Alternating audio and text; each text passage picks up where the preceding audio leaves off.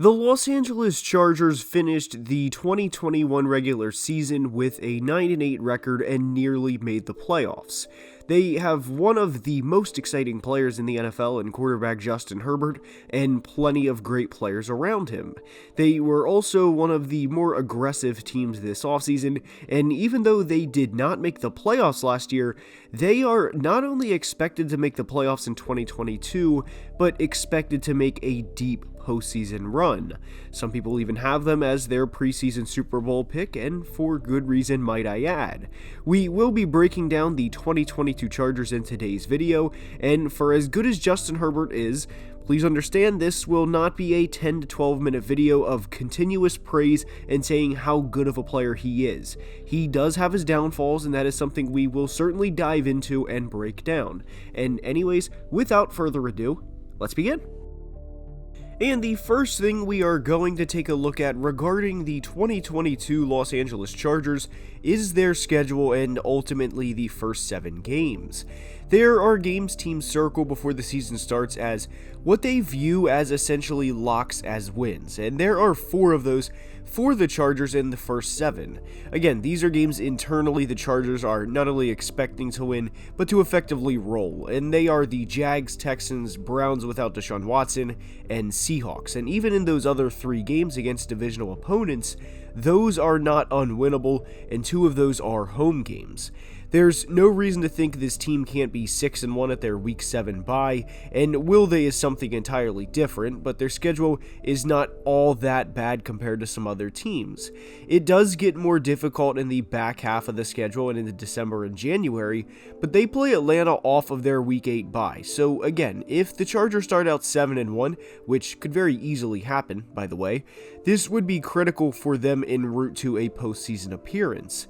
The AFC is going to be one of the toughest conferences we've seen, not just in the past year or 2, but ever, from top to bottom, and every game has obviously counted before, but it will be much more emphasized than it ever has.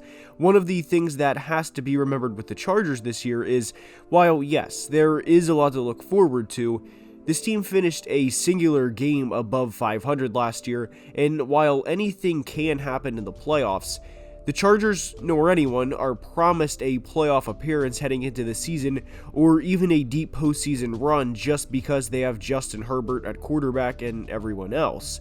They dropped a few games inexplicably last year and were smoked in Baltimore to the tune of a 34-6 loss. Herbert threw for less than 200 yards, Herbert threw an interception, was sacked twice, and the run game was non-existent, and Justin was also the team's leading rusher with just 12 yards.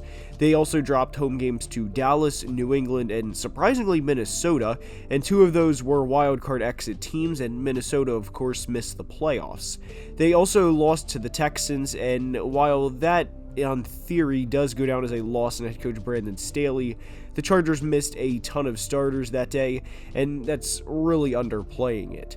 There obviously were a ton of positives for LA in 2021 though, like Justin Herbert first and foremost, proving his rookie season wasn't some fluke or he got lucky in 2020, and they also won in Kansas City, they won in Cincinnati and handedly at that, and they also had 2 1,000-yard receivers on offense in Keenan Allen and Mike Williams. The one thing I will be paying a ton of attention to throughout the season this year is the Chargers pass rush, and more specifically the duo of Joey Bosa and Khalil Mack. Joey Bosa to me is one of the better pass rushers in the NFL, and I realize that's a pretty duh statement or take, but the thing that surprises me with Joey is he's never been an overly dominant player with his sack totals. No pause, I'm just going to keep going. And point proven, last year Joey had a win rate of 20.4% according to PFF on his pass rushing snaps, meaning he was winning against blocks 20.4% of the time in pass rush snaps, and the Defensive Player of the Year in TJ Watt had a win rate of 21.4%. So while TJ in theory was 1% more productive in this specific stat, the sack totals with TJ having 22.5 to Joey's 10.5, more than doubling Joey's, is a large difference and does not always tell the whole truth. And having having Khalil Mack on the opposite side of him, not just being an okay player or an okay pass rusher, but a former Defensive Player of the Year award winner, and a player who teams used to have to single-handedly game plan around, will only help Joey and the gang. Oh, and by the way, the Chargers have a pretty good safety in the back part of their defense as well. You might have heard of him before. His name is Derwin James. This team is very, very easy to buy into because of little things like this. If Mack and Bosa both stay healthy, then this team is that much scarier to go up against. And if you were wondering regarding the win percent pass rush statistic, Khalil had a win rate of 17.4% last year, which was actually 2% higher than his teammate Robert Quinn on the Bears, who quietly finished the 2021 season with over 18 sacks. So while Khalil may not be the 2016 Defensive Player of the Year version of himself now, as he is 31 years old, I do think it is clear he still has a large impact on the game each and every play. And pairing him with Joey Bosa for what will prove to be a measly second-round pick relative to what Khalil brings to the table will be a very wise investment for the LA Chargers. The measly second-round pick comment does not mean all second-round picks are measly or worthless or worth little. They are in fact worth a lot, but when you get a player of the caliber of Khalil Mack bringing what he will bring to the table for the LA Chargers, it will be measly in the long run. And behind closed doors, I do think Joey and Khalil will be saying the same thing to each other in team meetings, and that is meet at the quarterback. And another reason to buy into the Chargers is think for a second what positions are drafted number 1 overall, and they are most often quarterback, pass rusher, and left tackle, and we spent a good portion discussing their pass rush, which they have more than figured out with Bosa and Mack, and they obviously have quarterback figured out with Justin Herbert as well. Their left tackle as a rookie in Rashawn Slater was a Pro Bowler and a second-team All-Pro. And while the Pro Bowl in 2022 does not mean what it once meant, the second-team All-Pro does. And Rashawn Slater is an absolute menace at the left tackle position, and they have the 3 most important positions in football in good hands. And somewhere after that is receiver and corner, and they are good at those positions as well.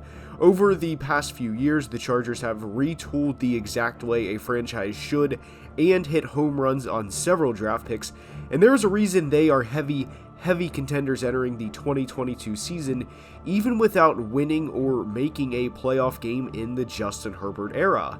And if there wasn't enough of a reason to buy into with Justin Herbert, here's another stat I'd like to share from researching the Chargers.